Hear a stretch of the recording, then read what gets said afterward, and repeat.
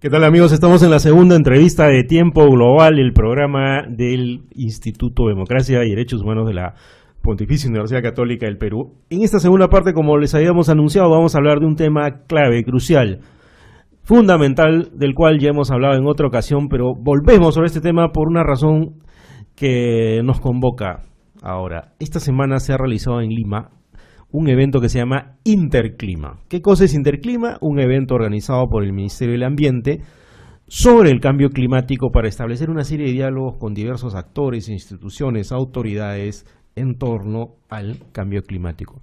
Pero ocurre que como este evento es de una magnitud importante, han venido al país invitados internacionales. Estamos con dos de ellos. Nos acompaña Andrés Osorio, es ingeniero civil de la Universidad Nacional de Colombia, con la sede Medellín, ¿no?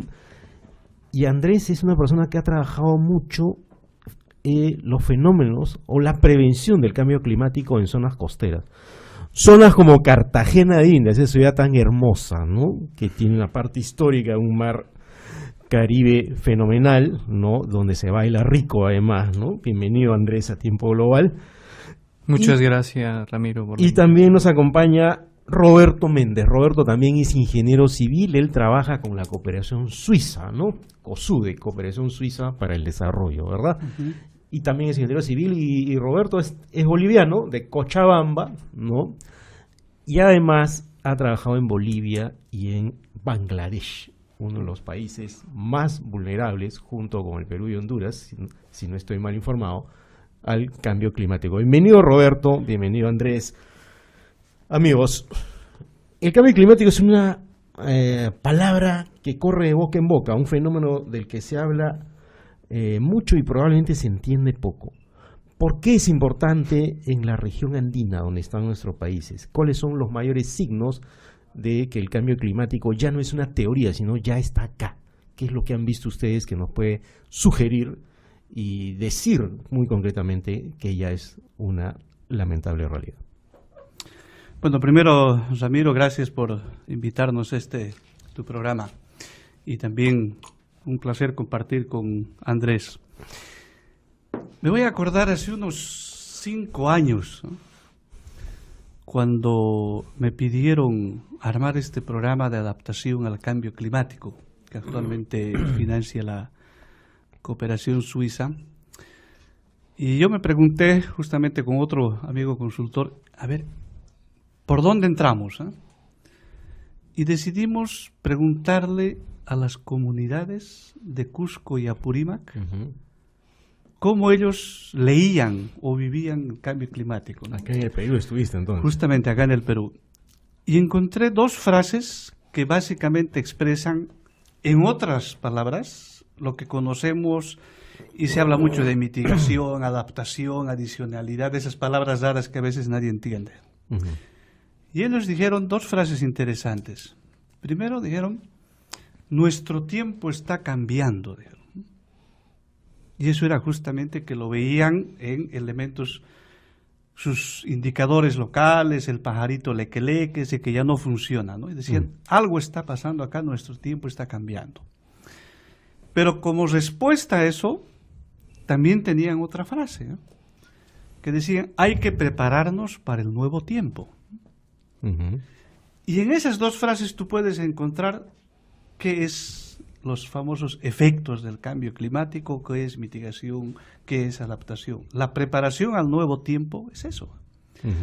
Y lo interesante es que después, cuando estuve en Bolivia, también con comunidades, expresaron casi con las mismas palabras lo que estaba sucediendo. Curiosamente, permíteme que te interrumpa, yo he escuchado más o menos lo mismo en Ecuador, en la falda del Chimborazo, ¿no? Entonces, casi con las mismas palabras. Entonces, los caminos en cómo se comunica la gente para expresar esto que está pasando, no necesariamente es las universidades contribuyen, ¿no? Pero entonces, yo creo que es importante por eso, porque la gente en su propio idioma y en su propia percepción ya siente y necesita justamente hacer ese salto. Está percibiendo que el clima cambia, y como dice una campaña que hay por ahí, el clima cambia, cambia. Yo también. Andrés, ¿cómo se siente en la zona costera cartagenera o colombiana la presencia del cambio climático? Bueno, mira, también igual agradezco la invitación. Es un placer estar en esta mesa en el contexto del evento Interclima, que amablemente nos han invitado desde Colombia a Perú. En el tema costero, en el tema marino costero, pues yo creo que es un tema que, por ejemplo, en nuestros países, particularmente Colombia y muchos de los países andinos, hemos estado muy de espaldas al mar. Hemos vivido como en la mitad del continente, ¿cierto? En la mitad de las montañas, y porque hemos sido privilegiados, hemos vivido con grandes recursos hídricos, gran biodiversidad. Entonces, muy poco hemos usado los temas costeros, particularmente en Colombia.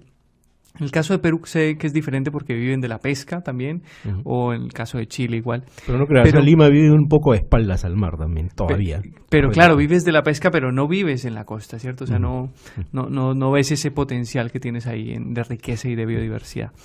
Pero entonces todos los cambios ocurren en los ciclos en el mar, ¿no? Entonces, digamos, todo el tema de los fenómenos climáticos, entonces yo no sé si hemos oído todos del niño, que la niña, que viene el niño, que no sabemos qué es eso, pero por ahí hemos escuchado en las noticias, pues esos fenómenos se originan en la circulación oceánica global, en otros lugares del mundo, y nos impactan. Entonces cuando tenemos muchas sequías, ¿cierto? Ahí es donde lo sentimos, ¿cierto? Cuando tenemos excesos de lluvias, ahí es donde lo sentimos. Cuando una tormenta, como el Sandy, que acaba de inundar Nueva York, ahí es donde lo sentimos. O sea, en Colombia también ha pasado, ¿cierto? Han pasado coletazos de huracanes y se han llevado la mitad de San Andrés, ¿cierto? El huracán Joan, por ejemplo, en el año 88 se llevó. Ahorita estábamos hablando, sentado en la mesa del evento, también con un poblador local de aquí del Perú, me hablaba del año 98, que le vino un niño y que se le llevó la casa. Entonces mira que la comunidad sí ha ido sintiendo esas variabilidades climáticas, esos cambios climáticos, pero claro, o sea, ahora cada vez vamos viendo que es más inminente, ¿no? O sea, que es más recurrente, que antes veíamos un evento, sí, ese evento que ocurre cada 10 años, ¿no? O sea, cada 5 años, pero ahorita es que todos los años tenemos una catástrofe, un desastre. Un niño, una niña, inundaciones, una inundación. sequías. Exacto, entonces yo creo que ahí es donde la población lo ha ido sintiendo, o sea, cuando se le afecta su comida, su turismo, su economía, entonces todo eso hace que no es el derretimiento glaciar, ¿no? Que es un fenómeno que afecta a Bolivia, a Colombia y a Perú, ¿no? ¿Ustedes tienen algunas cifras, digamos, o cuáles creen que son los principales signos visibles, digamos, del cambio climático en nuestra región? Mira, por ejemplo, hablando del interclima ahora, ¿no?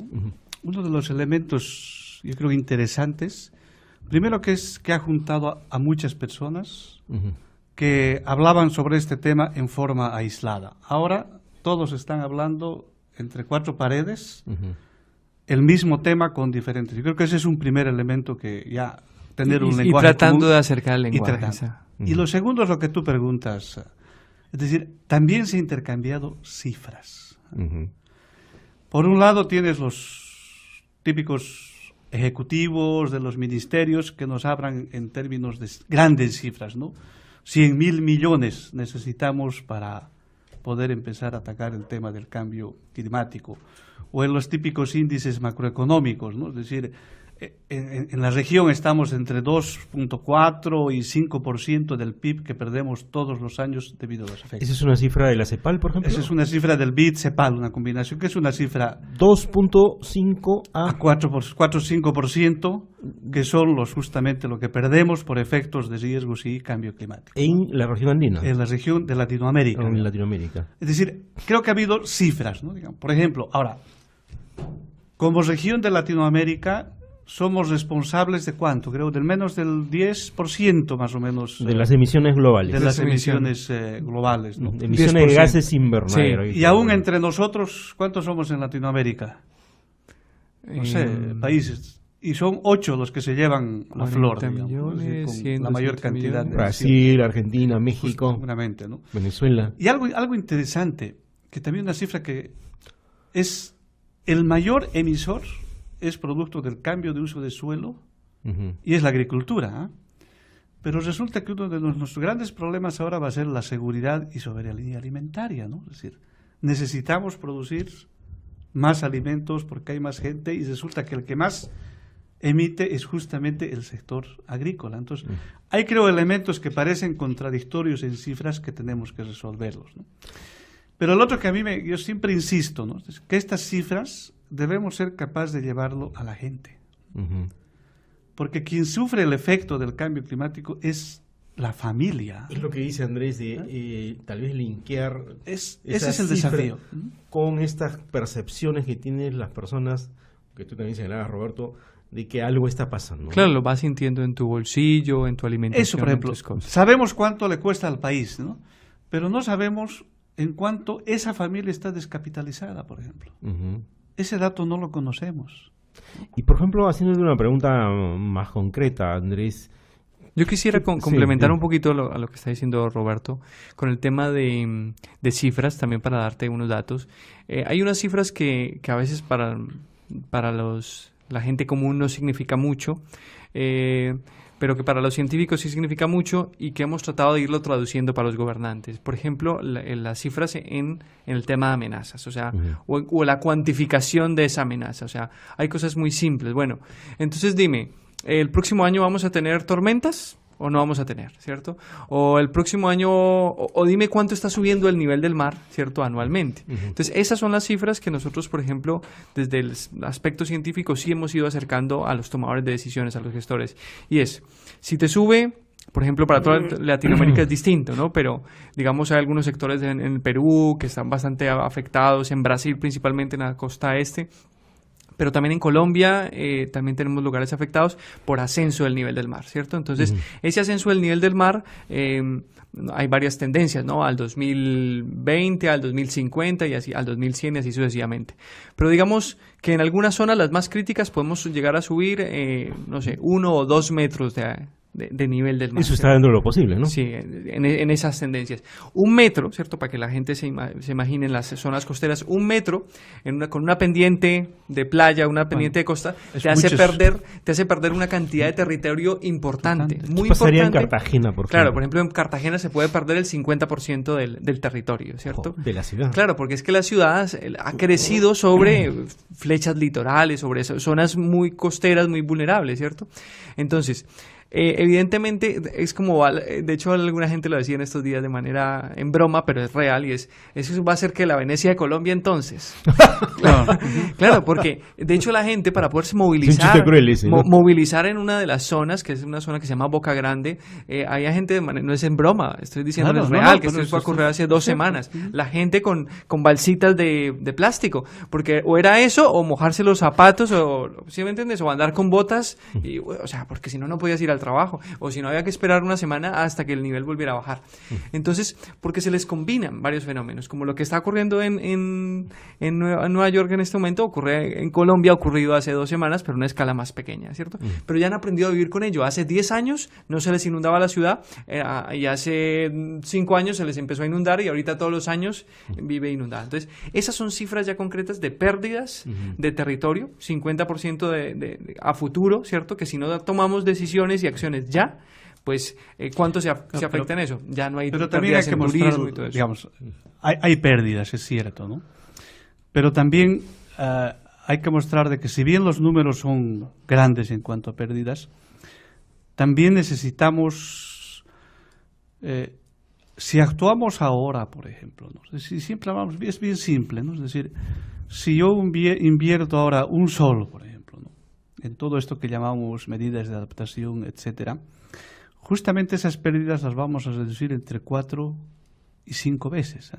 Entonces, eso es interesante, ¿no? Que por invertir un sol, hacemos que los costos evitados sean 1 a 5. Entonces, creo que las cifras, esas entre comillas que vemos catastróficas, también hay que verles el lado puede ser positivo. Claro. Es decir, si hacemos esa inversión, ¿cuánto vamos a dejar de gastar? Y eso significa que vamos a tener, entre comillas, ¿no?, una especie de mejor colchoncito de recursos para satisfacer otro tipo de... Ahora, Roberto, en Bolivia, ¿cuál es el principal signo del cambio climático? ¿El derretimiento glaciar? Mira, digamos, desde el punto de vista emblemático, es el derretimiento glaciar, y tenemos, tú ves, hoy día también lo han presentado durante este interclima, la foto del nevado de Chacaltaya, que periodo de 30 años, la foto muy blanquita, hasta una foto sin nieve, ¿no? Digamos, emblemáticamente, visiblemente, como elemento que sí muestra una evidencia del cambio climático, ese es el elemento. Claro, pero no necesariamente lo visible es lo más grave, ¿no? Ahora, sin embargo, los glaciares, desde el punto de vista de su importancia, por ejemplo, en el caso de La Paz, en lo que es la contribución al agua potable, etcétera, es menos del 10%. Podría ser marginal, uno puede decir es marginal, entonces ¿por qué nos preocupamos? Pero cuando analizamos el camino del agua, que eso es importante analizar, es decir, por dónde va el agua, resulta que ese 10% que es para las ciudades es muy importante a la gente que se sirve en el camino. Y esas son comunidades muy vulnerables que viven justamente de ese tipo de recurso, o los glaciares que alimentan a las bofedales, etcétera. Entonces, desde ese punto de vista, nuevamente, para el más vulnerable, a pesar de que es emblemático en cifras, para las ciudades es marginal, pero para la gente con mayor vulnerabilidad es súper importante. Entonces, de ahí viene que para nosotros el glaciar sea importante, el poder, obviamente no vamos a evitar el derretimiento, pero sí esa agua que en vez que se vaya ahora rápido, tratemos de almacenarla para que justamente las comunidades más vulnerables la aprovechen mejor. Ahora, ¿a ustedes les parece que los gobiernos de nuestra región, de Colombia, de Bolivia, de Perú, de Ecuador, están tomándose en serio el cambio climático? O sea, ¿las políticas públicas han cambiado en relación con la emergencia de este problema? ¿Tienes ejemplos de eso, por ejemplo? Sí, en el caso de Colombia hay evidencias muy concretas. En el caso de Latinoamérica, por ejemplo, en Brasil también, hay ley. O sea, se están proponiendo leyes de cambio climático, ¿cierto? O incluso hay otro elemento que yo creo que es transversal, pero puede llegar a tener mucha más fuerza, que es de involucrar el concepto de gestión del riesgo, ¿cierto? Claro. En Colombia, de manera concreta, se ha aprobado, ¿cierto?, que en los planes de ordenamiento territorial de todos los municipios, costeros o interiores, se involucre el concepto de gestión del riesgo. ¿Por qué? Muy simple. Hace 2 años el país se inundó entero. No sé si todos recuerdan, pero... Sí, las olas invernales que hubieron. El país, Colombia, se inundó por temas fluviales. Entonces, a partir de ahí, el gobierno ha dicho, no, esto no nos puede volver a ocurrir. Entonces, ¿a quién le echamos la culpa? Entonces, a los planificadores locales, ¿cierto? De algún modo, eso, digamos, no les cae todo a ellos, pero de algún modo el gobierno nacional dijo, bueno, el planificador local debería haber estado mejor preparado, ¿cierto? Entonces, pero claro, ¿cómo va a estar preparado si no les hemos dado ni herramientas, ni insumos, ni conocimiento, ni nada? Entonces, un primer cambio, yo creo que es un cambio importante, no es el único que tiene que ocurrir, pero ante la pregunta de que si los políticos están pensando en ello, fue incluir en la nueva ley, ¿cierto?, que los planes de ordenamiento territorial locales, o sea, a la escala fina, tienen que tener el concepto de gestión del riesgo. Yo creo que no es suficiente. Roberto. Por eso quería un poco decir, es un poco primer elemento. Lo matizo de esta forma. Es decir, a nivel de decisiones políticas hay avance, ¿no? Pero yo todavía diría que hay mucho avance en papel todavía. En políticas, en leyes, ¿no? Es decir, todavía en papel, ¿no? O sea, las leyes existen, pero no necesariamente se ejecutan. Digamos, la integración de riesgos, pero lo que falta es el paso, y vuelvo al principio, ¿cómo llegamos a la gente? Y eso es inversión. Y la gente, ¿dónde se encuentra la gente con su Estado? Su demanda es inversiones, ellos quieren canales, quieren este tipo de diferentes obras. Yo creo que ese es el círculo que falta todavía, ese es el eslabón que hemos escuchado. Por ejemplo, todos los otros eslabones los hacemos muy bien. Las políticas, las estrategias, las leyes, la integración, la transversalización, pero creo que todavía falta pasar además del papel necesitamos recursos y acciones. Perdón, yo complementaría con una cosa que veníamos hablando más justo ahorita en el taxi, y es que la inversión, uno de los del pez que se muerde la cola, es que la inversión muchas veces ha sido guiada desde arriba. Entonces, tienes toda razón, o sea, no es suficiente que haya una política, o ni siquiera no es suficiente con que baje la política al nivel local. Hace falta que realmente eso represente las necesidades locales, que no necesariamente el político local... Porque el que vive el efecto y el impacto es la gente. Exacto. Entonces, ahí complementaría yo con eso, y es saberes locales, que lo hemos visto muy fuerte en Interclima, saberes locales, que son la gente que está padeciendo el tema, y conocimiento técnico local Eso que te yo permita les quería contar validar la inversión. Un par de anécdotas, unir dos cosas. Estuve hablando con Janine Kuniger, y ella estaba haciendo esta exposición sobre estos métodos que ellos tienen para integrar el CEDRIG, ¿no? Integrar el medio ambiente, el riesgo, etcétera. Y en un momento dijo que a propuesta de la gente que trabajaba en el campo se había incorporado la variable aceptación cultural. Me llamó la atención, ¿no? Y le dije, oye, es que realmente probablemente sin eso no haces nada o haces poco, ¿no? Yo te voy a contar porque creo que en este instrumento, yo soy parte del equipo que ha producido este instrumento y creo que el que más se ha aplicado. En parte del instrumento es bien interesante, hay un momento en que tú tienes que aplicar los criterios para priorizarlas. Y están los típicos de eficiencia, etcétera, etcétera, ¿no? Que los conocemos. Pero dejamos abierto a que surjan otros. Y surgieron dos criterios bien interesantes. Primero surgió tiempo. Priorizar medidas en función al tiempo que a la gente necesita para digerir, absorber a nivel local. Y el segundo, variable cultural, pero ellos lo expresaban, la aceptación social de la medida. Que es, ahí tú realmente ves cómo llegar a la gente e integrar eso, sus percepciones en términos de tiempo, cuánto necesito para hacer esto, y segundo, lo que necesito conversar en mi comunidad para aceptar. Claro, tú puedes tener una gran estrategia sobre el cambio climático, pero el asunto es ponerla en marcha sobre el terreno y con la gente. Con la gente, ¿no? Y que eso, y yo recuerdo que hablé con un maya en una ocasión, ¿no? Y para una reunión que hubo de Conservation Internacional en Lima, y él me contaba que hacen en una ocasión una gran convocatoria sobre cambio climático en Honduras, ¿no? Y por todos los canales, y no los llaman, ¿no? Y el argumento que tenían, bueno, es que es una reunión para científicos. Y entonces el pata dijo, bueno, pero hay un saber tradicional, ¿no? Y probablemente el saber tradicional sabe tanto sobre cambio climático como un científico. Yo te voy a contar una anécdota. Igual, en un evento que hubo acá en Lima, en Lima, y donde se iba a presentar, habían los gurús científicos, y nosotros llevamos desde Bolivia a un yapuchiri, ¿no? Que es un campesino local que acá le dicen yatire, me parece. No, yapuchiri, ¿no? Yapuchiri, ¿no? Es el que sabe, el que aprende, el que enseña, etcétera, ¿no? Y con buenas prácticas de adaptación en su propio lenguaje y con sus propios. Y él estuvo mirando y mirando todo lo que exponían los grandes científicos, y después le tocaba exponer a él, ¿eh? Y él subió al estrado y les dijo, miren, yo no sabía que lo que estaba haciendo era tan importante para la humanidad, en su propio lenguaje, ¿no? Porque él hacía prácticas agrícolas. Y después les dice a los científicos, y cuando yo termine mi exposición, dice, cuando me pregunten, no me pregunten en el lenguaje de ustedes, porque ni les voy a entender para poder responderles. Entonces, aquí hay un tema de comunicación, ¿no? Sí, que es muy importante. Ese es un elemento clave.